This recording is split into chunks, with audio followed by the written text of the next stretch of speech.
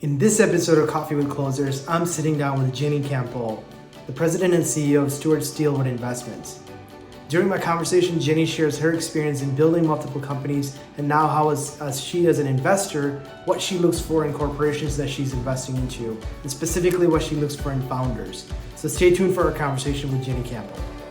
Thanks for joining us for this episode of Coffee with Closers, where business leaders share insights on how to build businesses from the ground up and best practices for innovating in their industry. Hey Jennie, I'm super excited to have you join me for this episode of Coffee with Closers. Well, thank you very much for having me, Samuel. It's an absolute honor and pleasure. Awesome. Well, obviously for the audience, my audience who may not have heard of you, can you share a little bit about your story? Sure. My name is Jennie Campbell. I actually started off in the meeting planning industry. I was a small business owner of a private meeting planning firm where I concentrated on C-level meetings. And then after that, I opened a second company that was a marketing and meeting planning firm. And now I am the CEO of Steelwood Investments, which is part of a venture capital company. And I'm also an ambassador and CEO in the Steward Lodges at Steelwood, which is a small business. Awesome. So everyone has a story of how they overcome obstacles to become an entrepreneur. Can you look back and share something about how you became an entrepreneur, the aspiration for becoming an entrepreneur, and how that took you to where you are today?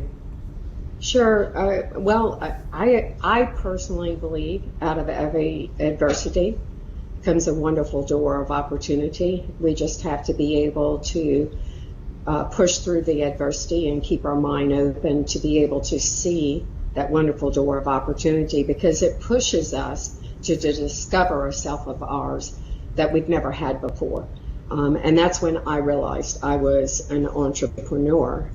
My degree from Tulane University was actually in biological illustration. I used to do anatomical drawings for attorneys and for doctors. And what I realized was that I missed the interaction of people. But what I used to always do on the side that I learned from my mother was nonprofit events. I loved planning nonprofit events and giving back to my community. My mother was very active in it, and it was something we could do together. Well, soon after I graduated from college, my mother came down with a very aggressive form of cancer.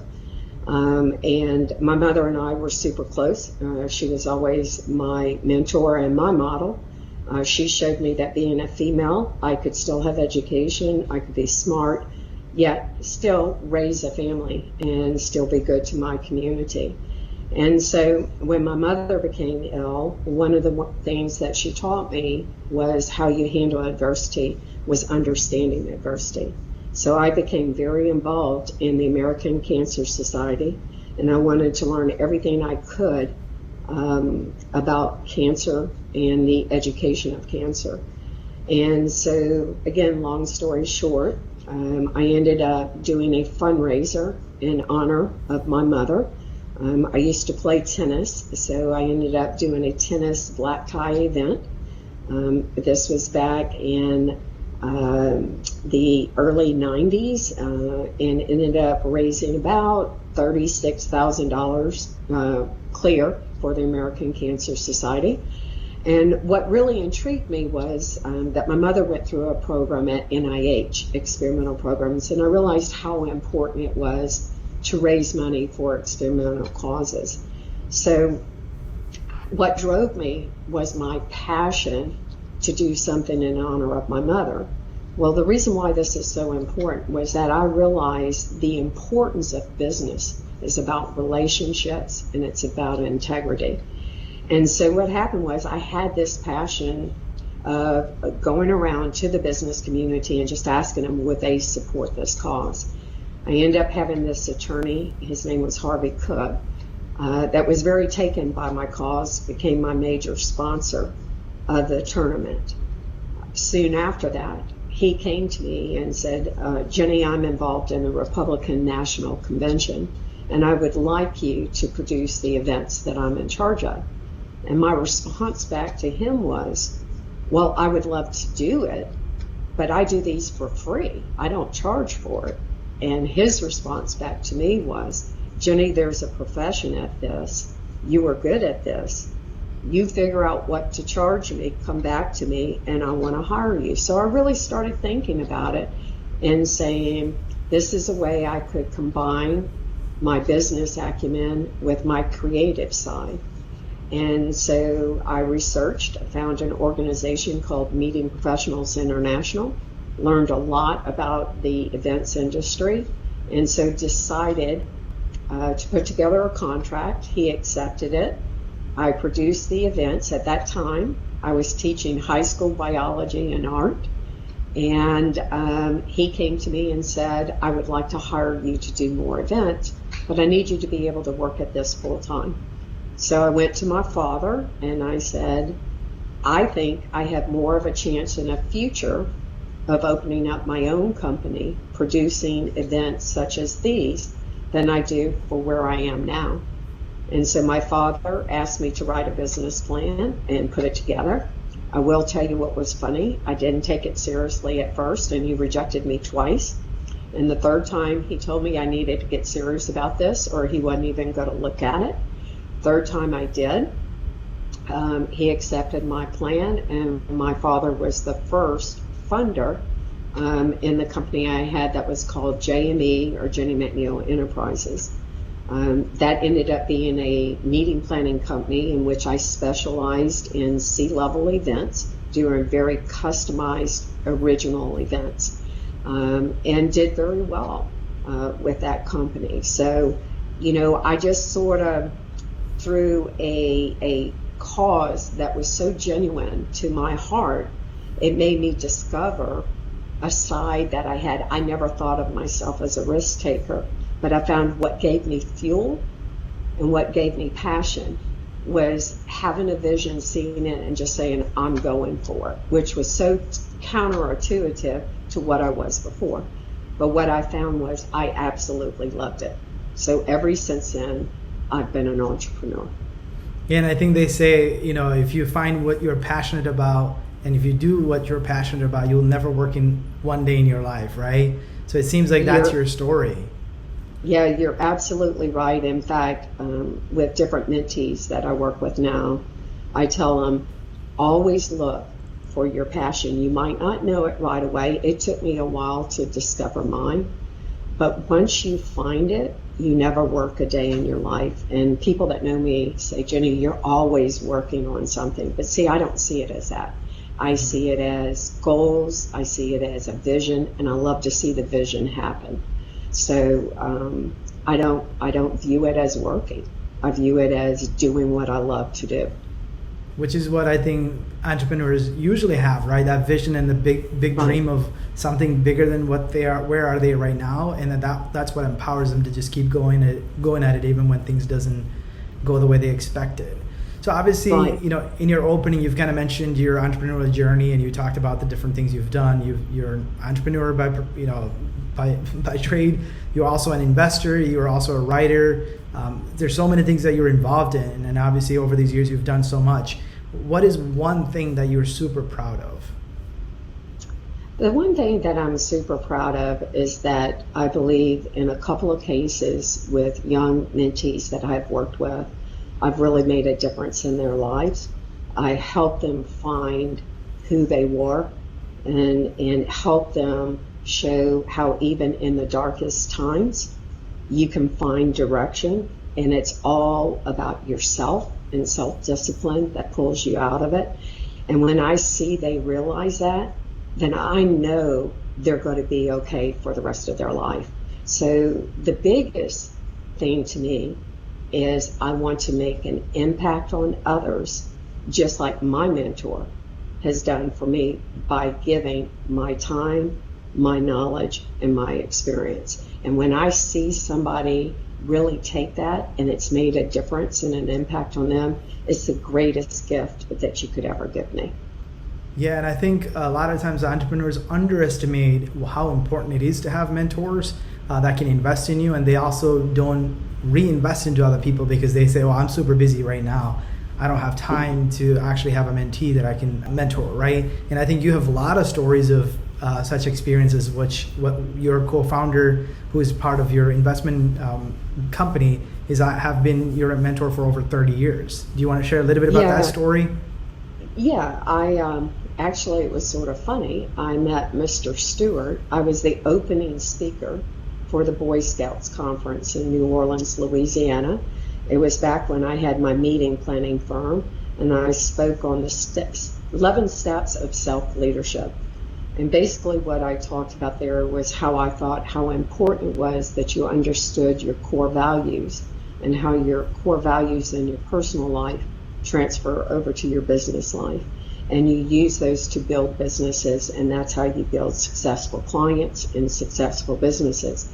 Well, he was very taken by the talk that I gave, and he came up to me, and after I spoke, and he said, I'd really like to get to know you. And what was sort of funny, you got to remember, I was a young woman in my early 30s back then, and I'm thinking, I know who this man is. He's a very successful businessman in New Orleans, and I'm thinking to myself, okay, Jenny, you have to be cool, don't act stupid or something like that.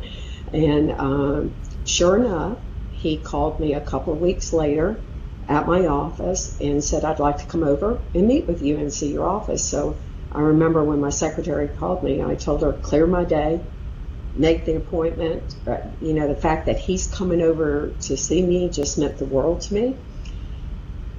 Again, long story short, he ended up spending the entire day with me. He was very intrigued how my company started, and I explained to him it started out of dealing with the illness with my mother, and how my father was the investor, and he was a physician and surgeon at a hospital, and my first office happened to be in a medical building because I needed to be close to my mother. But then I realized that all of those doctors in that building could be clients of mine, so I took advantage of that. That's how I learned to pivot and understand businesses, how you can make businesses work for the situations that you're in. He was impressed by all of that, and he would just say, Jenny, anytime you need help, please feel free to reach out to me. So you have to realize this has been a 30-year relationship of where it's been earned respect. And when I truly had a business issue, I would reach out to him. He was very intrigued about what I was doing. When I moved away for a while to Texas, he kept in touch with me there. Then he asked me to start doing projects for him. Then he talked me into coming back to New Orleans, and from there our relationship grew. And then in 2009, when I decided to shut down the second company I had, that's when he came to me and asked me would I consider being the CEO of Steelwood Investments. And I have to tell you, my first answer to him was no. And the reason why it was no was I told him, because he asked me why, and I said, Frank, I'm a serial entrepreneur. I'm afraid if I worked for somebody, it would ruin our relationship. I don't know if I can make that choice. He got me to see, he said, well, what if I gave you full autonomy? And he said, Jenny, when you owned your company, he said, didn't you have to either answer to an investor or a bank? And I said, yes, sir. He said, well, think about me as your bank. So when he put it to me that way, then I said, well, I'll give it a try. Let's see how it is. And that's where I've been ever since 2009. And then him and I started the Steward Lodges, which is a dream of ours, which is a combination of my meeting planning background, where we take care of high-level, C-level meetings, private, exclusive, small meetings on a beautiful 1,200-acre property with a golf course and everything like that.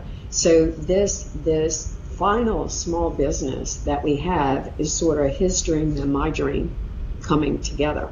So it's very much a business from the heart from both of us. But I would say the most important thing that my mentor guided me through was, even when I told him no on things, he would guide me to the right decision. And he respected the fact that I told him I was afraid I couldn't work in that kind of environment because I wanted to be able to achieve. And he made me see that no matter who you are, even as an entrepreneur, you always answer to somebody, right?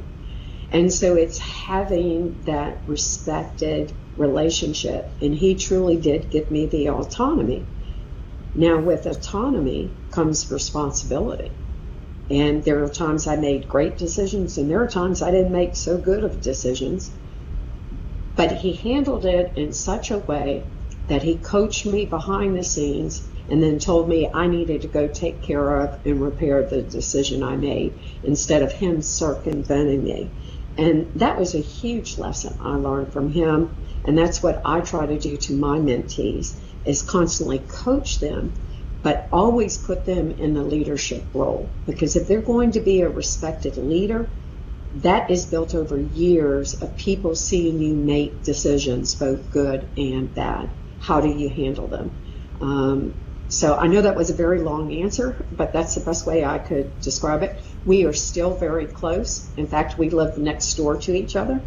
My husband and his wife and the four of us have become very good friends. And, there's just this long-term earned respect, both on a personal and professional level.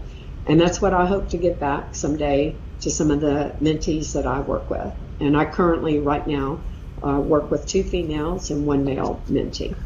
That's awesome to hear. And I think you have to be intentional about finding mentors, because if you don't, you can just sit around always saying, I'm super busy, I don't have time for it. I just, here and there read some books. And I think that's just a mode that most business owners get into, but they don't understand they can actually almost accelerate their growth if they can find somebody who's done what they're trying to do 5 years ago or 10 years ago, right? And the reason why I even started this podcast was somewhat selfish, because I read a lot of books, and I know when you and I spoke last time, you told me that I need to read The Blue Ocean and some of the other books that you've mentioned to me. But I also found it super engaging to just ask other entrepreneurs who actually went before me and who had the similar challenges, and also just picking their brains about what is their mindset like, what drives them, right? What motivates them, and then where do they find the passion to keep going? Right, so I think, and I think the most important thing to remember, and I see this even in my mentor that's 84 years old right now, is that a true CEO, a true entrepreneur never stops learning, because the world is always changing. People are changing. And if you're going to be a true leader, you need to be informed, both within facts and opinions, of everything that's going on around you, so that you can make the right decision for the organizations that you're with. That's what leadership is about. It's about learning to gather information and making the best decision you can to help you reach those goals and objectives that you're trying to reach. And, sometimes you feel like you're out on a limb. Sometimes you feel like you're the only one there. But a true leader will lead with the conviction of their vision. And when people start to see it, they start to follow. They don't need the masses around them initially. True leadership is really within, and it's a belief within, and it's a belief in a vision, a path, and a goal. It's a great point. And I have a question about, because you talked about challenges, you talked about how someone needs to be continuously learning and also trying to figure out what's happening around them and trying to pivot. And you've talked about some of the things you had to do in terms of how the business needs to pivot. Just recently you published an article where you wrote about changes, challenges, and choices, which was kind of came out of what's going on in the world with COVID-19 and all that. Can you elaborate a little bit about what you meant by that, those three C's? Really how that article came about. I was talking to several people because our investment was hit very hard from what happened with COVID-19. And people were asking me, well, what are you doing? What is the VC side doing? How are y'all looking at this? And so I tell them, what I start doing to bring continuity and strength to me is I start reading a lot. And I start trying to grab every piece of information there is around me. So I wanted to learn about the virus first. Then I wanted to totally understand the global economics. I knew the economics for 2019, but it totally flipped on its head in 2020, right? So, so you have all this sea of information around you, and it's just swirling around in your head, and you're trying to think about it. Well, I go through what I call a mind mapping process, where I bring order to chaos, and I start thinking from my analytical mind rather than my creative mind. So having this conversation with a friend of mine, I was telling him how I was thinking about it. He was like, you need to capture this. He said, this would help so many people. He said, I always knew you had some kind of process because I've known you for years and seen you work through different situations. And so I took him seriously. So one night I just couldn't sleep, and I got up and tried to document, and I called it my mind mapping process. So the current situation I was going through was the coronavirus COVID-19, right, and how it affects some businesses. So I started thinking I went back to my education. I have my master's in project management, and I went back and I started thinking, okay, the first thing you have to do is decide what type of event this is, what type of crisis it is. There's two basic types of crises. There's what they call the event-driven and the process-driven. Well, why that's important is event-driven, for example, like a 9/11 or a Katrina, is a crisis that happens with magnitude, but it's over, and you immediately move into recovery. So your process of recovering starts from recovery, and you set a path and you have a goal to get to at the end. Now with a process-driven crisis, which is what coronavirus COVID-19 is you have a beginning, you have an acceleration, an apex, a deceleration, and then recovery. And that's critical, because what happens from the acceleration to the apex to the deceleration is the unknown. You don't know what the recovery looks like. So during that phase, you have to be nimble, you have to be willing to pivot, you have to be willing to shift, you have to be informed, you have to be able to decipher fact from fiction, fact from opinion, and then figure how does that impact or how does that align with my organization. So with coronavirus COVID-19, we're definitely in a crisis-driven event. We are still in the acceleration stage yet. We have not achieved the apex yet. That will probably happen sometime after the flu season. We're saying early fall into winter of next year. Once we get to that and a vaccine has been tested, developed it, and most important, distributed, then you can start to move in recovery, because people will now have a choice to protect themselves and to protect their fear. Whereas right now, you're basing it on social responsibility. And so that's where people's underlying fear lies. And with underlying fear, that's why you don't have a clear direction. We're getting close to a clear direction, but it's not quite there yet. So what do we do during that time? This is a time for us to really self-analyze our companies and figure out, can our products or services pivot, adjust? Can we take advantage of the situation or not? And where do we fall in the spectrum? Were we a company that our products and services accelerated during this time? Did we sustain during this time, or were we totally devastated? All of them are three different effects, and you can survive all three if you understand which one you're in. In my case with the Steward Lodges, we were in the devastated. We lost all of our clients. We lost our pipeline because, first of all, we were closed down because the state closed us down. Now we're back open again, but now there's corporate policies where people can't travel. But we're doing okay because we've learned how to pivot. And one of the things was that I realized, and the most important thing I think in business, and I was thinking about this last night. The most critical component that you can understand in business is if you truly understand your customer and understand what their current needs are, and you can be part of a solution to address those needs, you will have that customer for life. So what are we in now? We're having to constantly pivot because our customer needs are changing, right? And you heard me say with the Steward lodges, our client base, which was very strong, has all pulled back. No more meetings, no more travel. Well, I started thinking, who could really use my services, the privacy, the ability to bring people together? I was thinking, who could use that privacy exclusivity side that our clients love so much? And I started thinking the hospitals, especially when they get at maximum capacity, are bringing in additional doctors and nurses, or those doctors or nurses are even choosing not to go home to their families because of the exposure levels to their families. So I have very good relationships with all the CEOs in those areas who come to us for their strategic planning meetings. So I contacted them, let them know that we were available.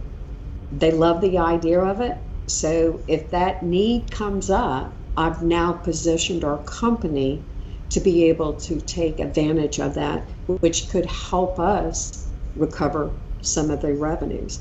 At the same time, too, knowing that the majority of my business is contracted and will be contracted to probably third quarter of 21, I've moved the company into what we call sustainable mode, where I've made basic cuts across the board. I've scaled back on some of the marketing side of it, as well as got my employees more in line with it, number of employees, et cetera, like that. But always watching the meter, so to speak, that when the opportunity comes that we need to staff up again, we will have the ability to do that. So what I had to do right now is what we call right-sizing the organization so it can weather out and sustain through this storm so that we can be positioned well to take advantage of the opportunity on the back end. Yeah, those are some great points in terms of adoption, and you're talking about those 3 C's that you had to do. And obviously, through your last 30-some years of being an entrepreneur, there has been a lot of changes. And I know when you and I were talking earlier, you talked about, the early days when you started, you were kind of the first to get a fax machine, introducing a fax machine, or even getting a web page for the first time, which your brother helped you build the first website, which led you to get some really reputable names as customers. So can you share a little bit about your journey of where you were faced with the technological advancement, were you ever resistant to change or adapting new things, and if so, adapting or not adapting, how has that affected your business and your growth? Yeah, I think the best way to start it out talking about when I started in business and when I was in college and even school, I would say I was more right brain than left brain, okay? And I was always, how they say you're sitting in school and I would do my work, but my brain was thinking 10 miles ahead. I was also an artist. I loved to draw, so I was doodling all the time, and I loved music. So I always found those were my ways that I could really tap into my creativity, and my parents really encouraged that too as well. But I was fortunate enough to be very strong in the science and math side, but I preferred the creative side, so to speak. So the first companies I had, I would call it true entrepreneurial, where I was very much the visionary. I went after the dream because I just said I could see it, I can do it, and all that kind of stuff. And I just sort of let other people worry about the finances. It was like, no, I'm the creative one. I'm the one that comes up with the ideas. Well, what I realized was, through the different companies I had, was how important it was that you understand your numbers and what do those numbers mean. I also learned very early on from my father that he would always say, push yourself to be more comfortable in the areas you're less comfortable in. So I would really push myself to try to understand the numbers, because now I like dealing with them. I was before, let me delegate that. I don't want to deal with it, okay? Now I realize how important that is and how much that guides me as a foundation to making better decisions. And once I get those factual informations out of the way, then I can really tap into my creative side. So how did that all happen? Well, when I had my first company, like I said, my brother was a computer programmer and he was working on a project in school, and they were coming up with the first web pages. So he asked me, can I create a web page for you? And I was like, what's a web page, you know? And he thought it was so neat because he actually had the name of my company, not AOL.com, but the name of my company. So it was one little page that had a bio about my company and myself and what we did, and it was out there. Well, I ended up picking up a very nice large-sized client out of New York, and their response was, we were looking for a company down in Louisiana, and you were the only company that had a web page. So they called me, they came down, they met with me, I went up there for an interview, and that started a really nice relationship with doing business for them. So, you know, I was fortunate to be around different ideas or entrepreneurial ideas, and my idea was, why not? Let's give it a try. Let's see what happens.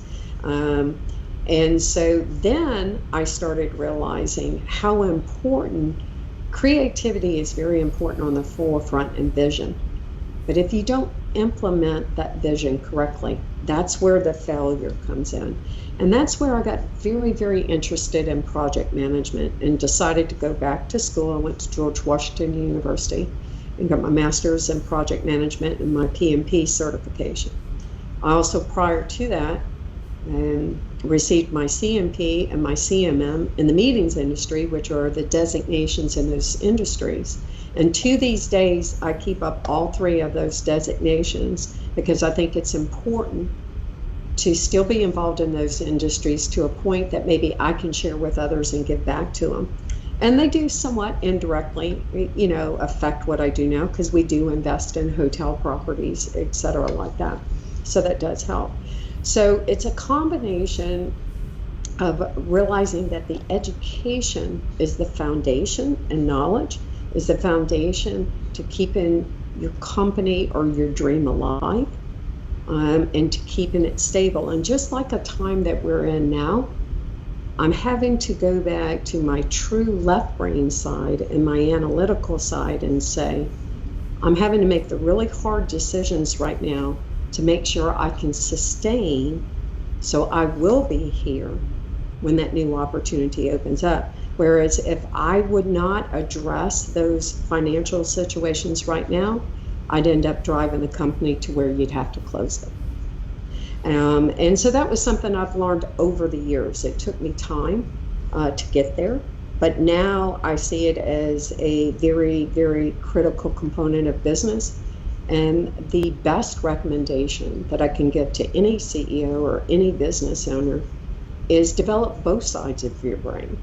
We all have a natural tendency, but develop the side that's not as natural. You don't have to be the expert, but at least understand, be able to interpret, and be able to understand how that information comes together as one. I think that rounds you out and it helps you get through crisis better. Yeah, it's super critical because, like you said, most entrepreneurs are visionaries, and they like the big picture stuff, and they don't want to get into the nitty gritty stuff of how do I read the P&L and understand the numbers and all those things, and it's not exciting enough, right? That's right. What happened in the past. I don't necessarily want to look at that. Let me see what the future holds, right? And they love the big forecasting of here's where we're going to go revenue wise and all those different things. But I think if you don't understand it, the problem is you can't ask the right questions, and if you can't ask the right questions, then you're not going to make the right decisions, and that's also a big problem entrepreneurs have. Well, a huge thing I would say, takeaway that I took back from my project management days, and it comes out in that article too. If you can identify what the problem is or what the process is, either way, it doesn't have to be a problem, and then you monitor and track it, and you let the numbers tell you what is going on, then you can pivot and adjust before you get blindsided at the end and say, I'm $2 million in debt. I should have pivoted back here. So what was very critical to me that I learned through the project management part in my life was the importance of understanding what the situation is, the monitoring and tracking and the interpretation of that information. That gives you a very good solid base to help you make decisions for marketing, help you make decisions how to pivot and change your product to meet the needs of the customer. Instead of waiting to say, oh God, I just lost every customer I have and I have zero revenues. So CEO to be successful, every month you should look at, for me, I look at what I call Kpis, key performing indexes. And what I look at there are what are the critical components that could affect my company, the success of my company. And you figure out what those are. Now, this is my art side coming in. It's definitely a numbers report, but then I have it converted to graphs. So when I'm looking at it on a monthly basis, I see a dashboard of different graphs, and I can see very quickly where there's a problem in a company just by how a graph looks. And then I can dig down deeper into the finances to find out exactly what the problem is. And so it helps me keep a better pulse on the health of the organization at that moment. Not in the past and not in the future, but at that moment. And especially in times like this, it changes weekly and sometimes daily, how that health is. So I'm looking at those constantly, and we have it tied into our numbers so that when my accountant is updating my PELs and change that, it automatically changes the numbers on the graphs. I'm not necessarily looking at the details of the numbers until I feel like I need to. I know how the graphs need to look steady, to look healthy, and to look like you're in trouble. So that dictates to me how much I dig backwards for detail. Most certainly. And I think one of the things that you've mentioned earlier where you talked about, the lag measure versus the lead measure, right? Leading indicators. A lot of times, I think business owners, by the time they catch the number, it's kind of too late to influence that number because a lot of the leading indicators were not influenced, right? For example, let's just say we're talking about sales. You touched on the whole idea of sales pipeline, where if you want to have a healthy outcome in terms of what the revenue is, you have to influence the sales pipeline, but that just doesn't stop with the proposals that gave out, right? That really starts with the opportunity, the meetings that you've had, the conversations that led to a proposal that ultimately turned into a negotiation that closed and won, right? So I think it's very, very critical that you understand the entire journey of whatever that you are measuring. The journey, and I would say most importantly, the buying patterns of your customer, okay? Mm-hmm. Buying patterns are tied directly to economy, so that helps you understand, and then you go back to the needs, right? And so if you have to shift a little bit, then you shift. You still have the same product and service, but now you're getting the customer to see if it's a current need rather than what they thought the need was before. So it's like a moving target. That's how business is. Nothing is ever totally steady, right? Most certainly. And I think, a couple of questions that I have is obviously you're a venture company now, you invest in other companies, especially the ones in the hospitality sector. So, it's one thing to look at the numbers, that's your business. Hey, what do I need to look at? Revenue, expenses, margins, profits, all sorts of other stuff.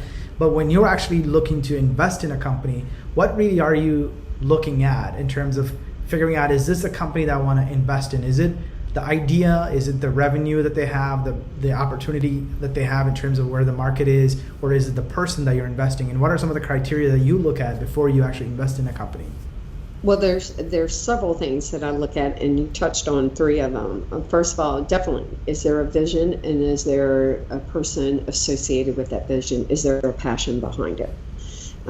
Vision is sold by passion and by resilience and by commitment.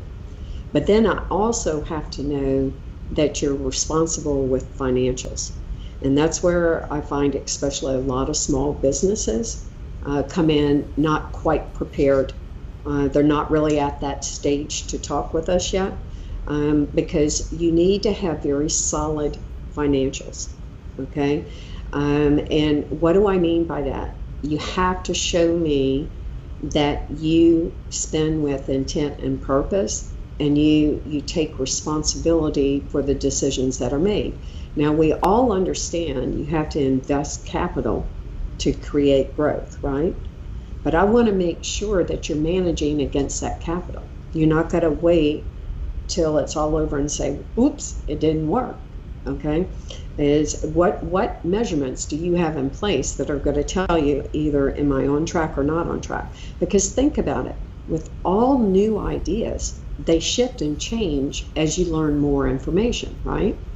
So that's what we want to know, is that you have a good hold on your financials. You understand what your P&L is. I'm not asking you to create them.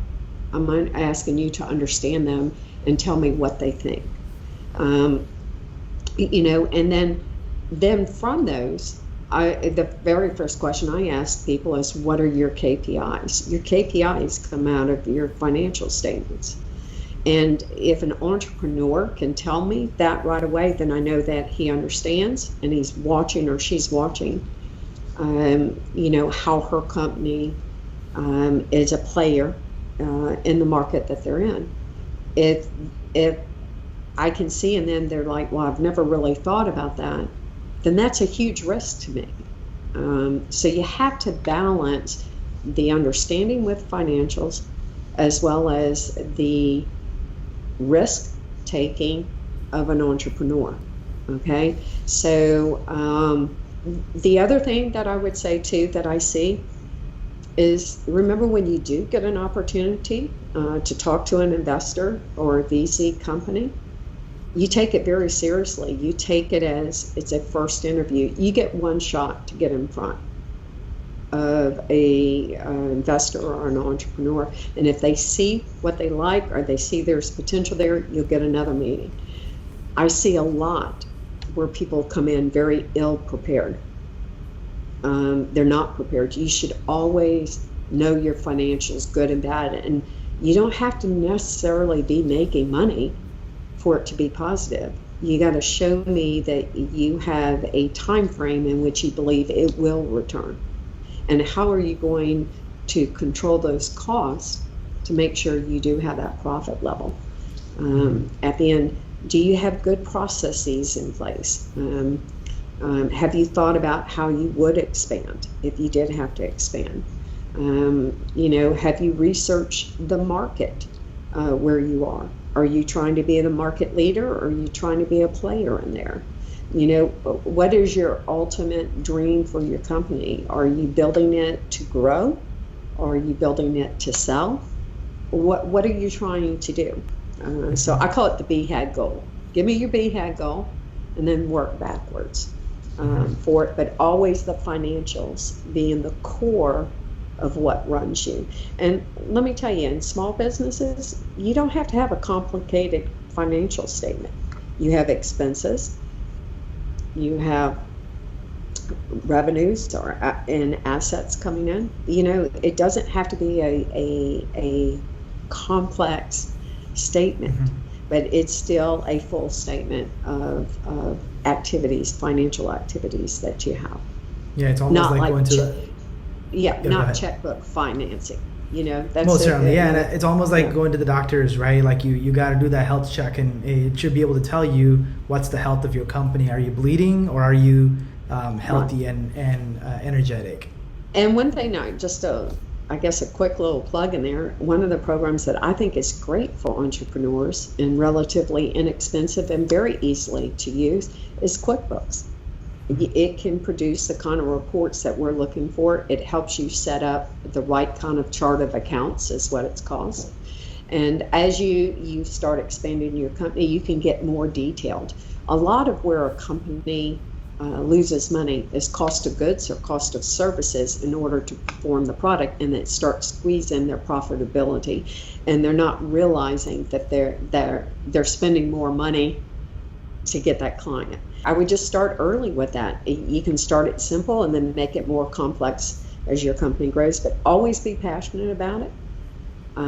Be committed to it. You have to be 110% in, not 90%.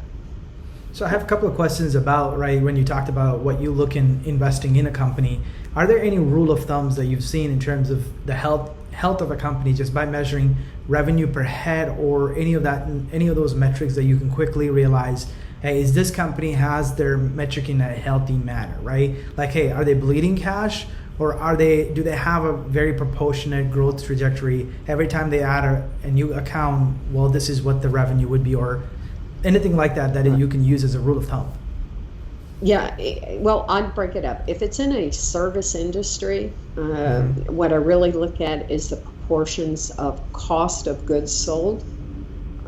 So your net profit, not your gross profit. Because the net profit is, again, the money that's going to the company to pay the additional expenses as well as any profitability to the owners. So where services can get into trouble is when their cost of goods are so out of line by what they charge. In other words, I'll just put it very simply, you could sell $1 million worth of business, but if you're spending $1.5 million to produce it, you're never going to make a profit. So cost of goods is a big one we look for in the service industry. On a product side, we look at, first of all, is this something that can be widely distributed? Is this something that we would, it has the ability to go into distribution channels? When you get into distribution, then you can get into economies of scale of production. So your cost per unit goes out. So to answer your question, the formula that I look at, it's very simple. Revenue per unit over cost per unit. If you're making it a profit, it would be greater than 1. 1 is breaking even. Anything under that, you're losing money. So for example, in the hospitality industry, your cost per unit would be like your room nights. Okay, so what is that physically costing me when somebody stays at the hotel? And that includes everything in it, from service to whatever, not food and beverage, but whatever it takes, housekeeping, etc., like that. And you figure out what that cost per unit is, or what they call RevPAR. And then you look at, well, what is my revenue? And then most importantly, what will the market bear?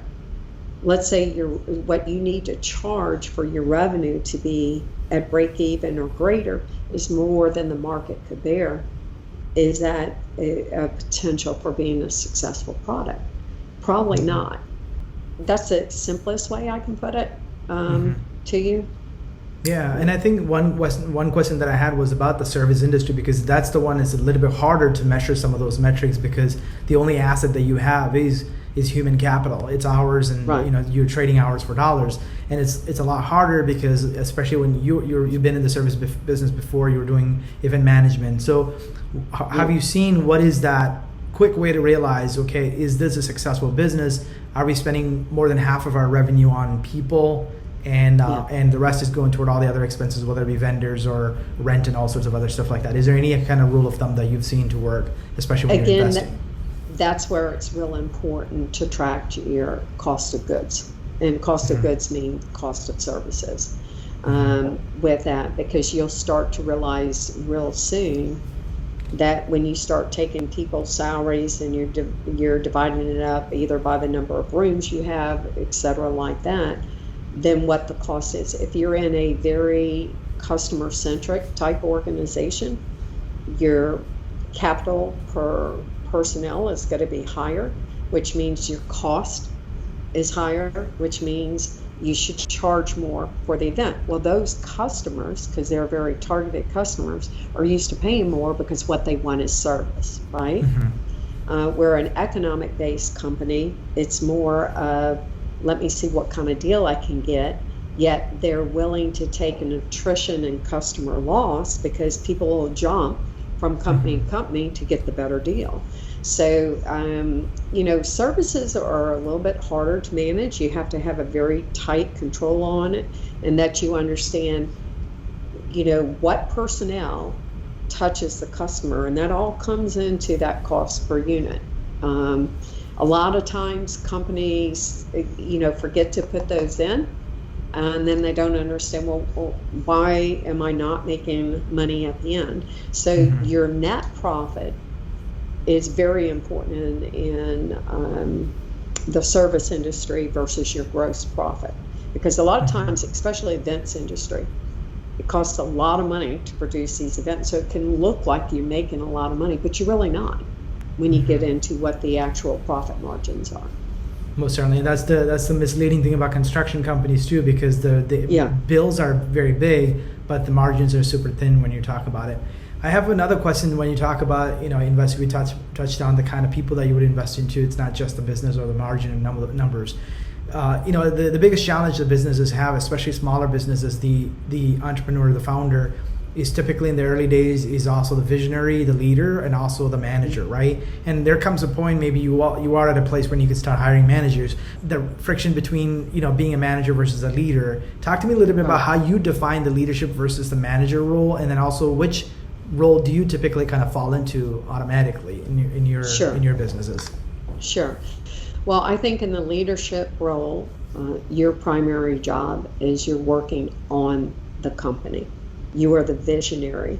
You need to be very astute and aware of global economics, political situations.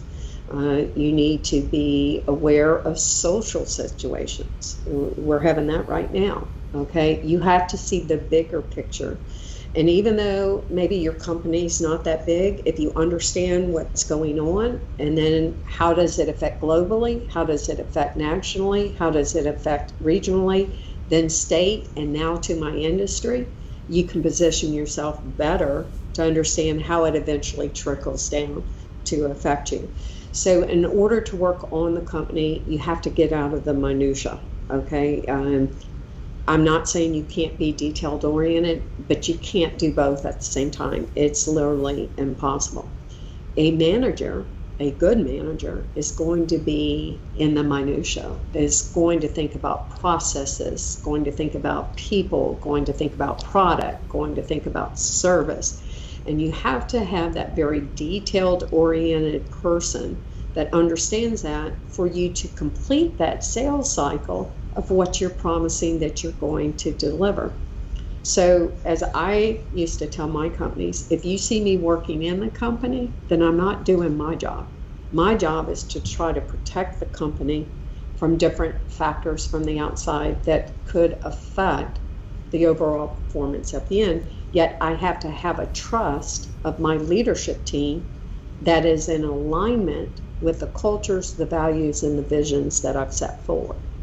And so that's very important that the CEO and their team has that alignment and trust. That's absolutely necessary. I think it's also important that a leader does not micromanage a manager. You hire them for their skill sets. And will they probably make decisions you're not in agreement with? Yes, but you talk to them on the side. You tell them why you're not in agreement and let them change it. Always put them in a role that they're leading the organization. People know you're the leader, but let them lead. I think a lot of times that some CEOs make, or even investors make, is that we start to get involved in the details. And then without intending to, we circumvent our leaders. And that creates a mixed message to the team that they're leading. And what do they try to do? They try to go around the leader. So once you do make that delineation, especially in a small company, because we start off doing both, you got to truly step out of it and realize that your responsibility is to protect the health and the financial well-being of the organization and company, and to make sure you have the right leadership team around you. So basically empower them, educate them, and get out of their way. So which brings me to the question about, especially for a business to scale, it has, like you said, it has to be built around processes, right? Systems and processes, especially as a smaller business, that's an area that they overlook, right? And they just think, okay, the new person comes, just come into the fire, learn how to do it, just run with it, right? But what have you seen, especially as you're investing in a lot of companies and you've built a lot of businesses before, what have you seen kind of the best practices for maybe the visionary leader may need to step in and do the processes or involve the manager, or maybe even having the subordinates who are working on some of those things? What are some of the best practices you've seen work well to really build the systems and processes that everybody adopts and ultimately makes the business a sellable business in the future? Right. Well, I think there again is when you bring together your leadership team. That's why having strategic planning meetings and goal meetings are very important.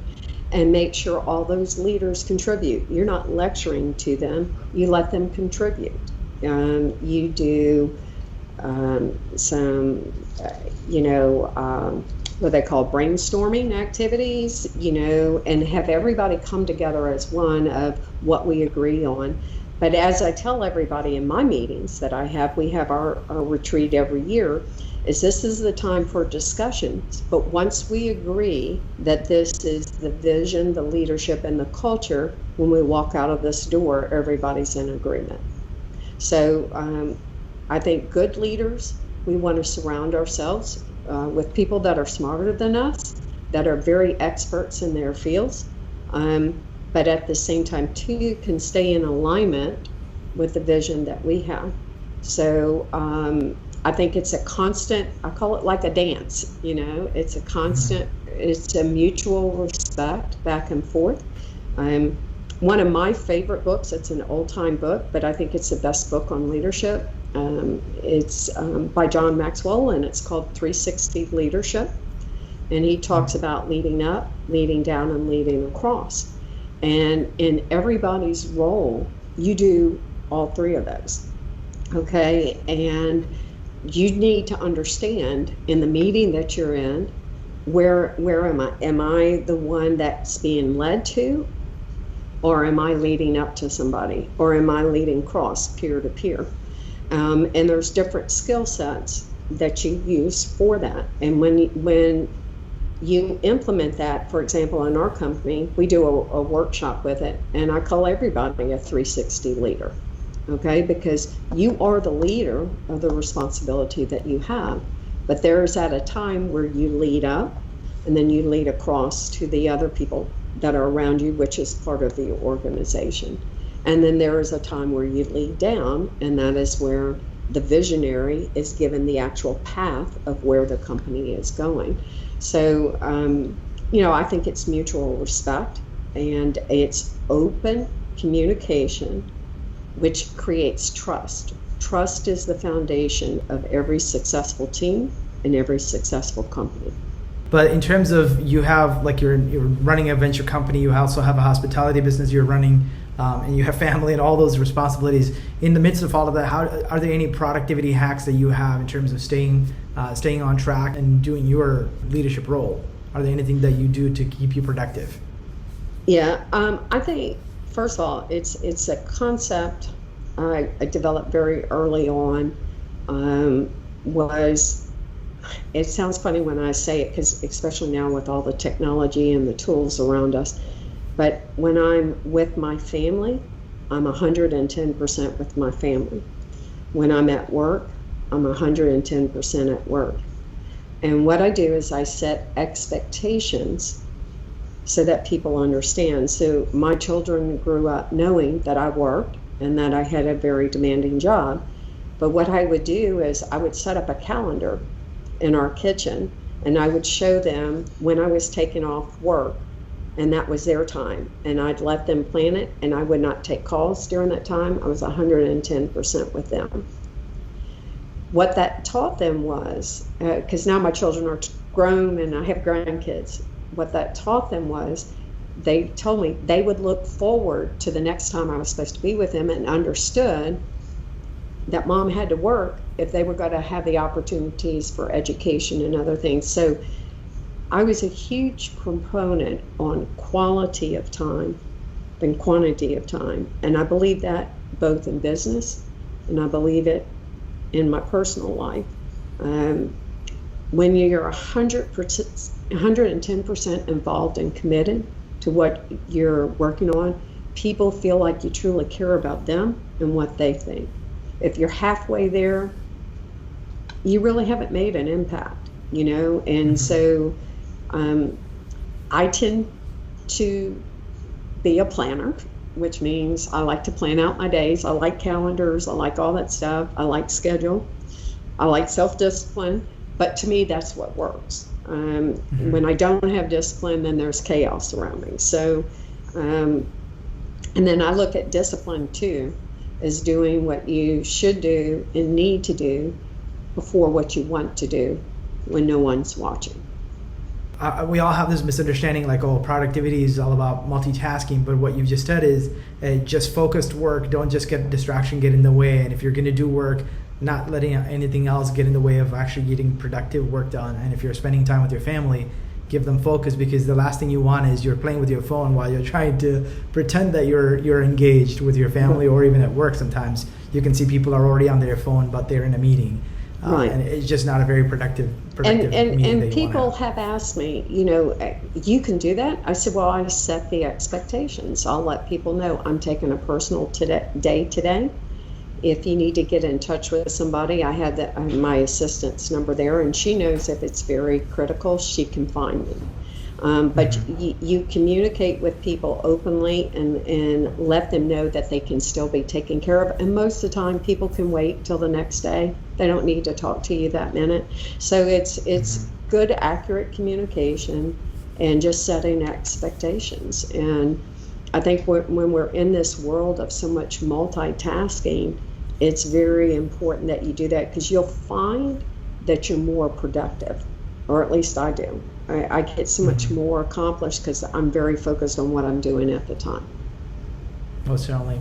Any parting wisdom for entrepreneurs that are aspiring or actually in business that they should take heed? I would say this is that, know that both in your personal life and in your business life, you are definitely going to have times of adversity. But look at those times as self-reflection and realize that you're the one that controls your destiny, and it's all about your attitude. And it's okay to feel defeated. It's okay to feel down. But just stay there for a little bit and then pull yourself back up and find a goal. And once you have a direction, I call it like that little light glimmering, and you can see that light and you keep looking at that goal, you will get through those hard times. And by the time you finished it, you realize how much stronger you are because of that. So, it's all about you control your own destiny and you control how you are in life. I'll end it with this too. Especially in the society we're in today, there's a lot of chaos and a lot of noise around us. Get out of the noise and focus on the things that are important. When there's a lot of things driven by emotion, try to find the facts. And then once you have the facts, you can figure out your path. And once you have a path and direction, then you will get through those difficult times. So find your path, find your direction, have goals, set them, write them down, remind yourself of them, and you will continue to move forward. Well, Jennie, thank you so much for sparing this afternoon with me and for all the wisdom that you shared. Really, really appreciate it, and looking forward to staying in contact. Absolutely, I appreciate it. Thank you for the opportunity. Take care. This episode of Coffee with Closers is brought to you by One IMS, a leading digital marketing agency helping businesses win new customers. To request a free marketing ROI audit, please visit oneims.com. If you enjoyed this video, please share it. To make sure you never miss an episode, please subscribe.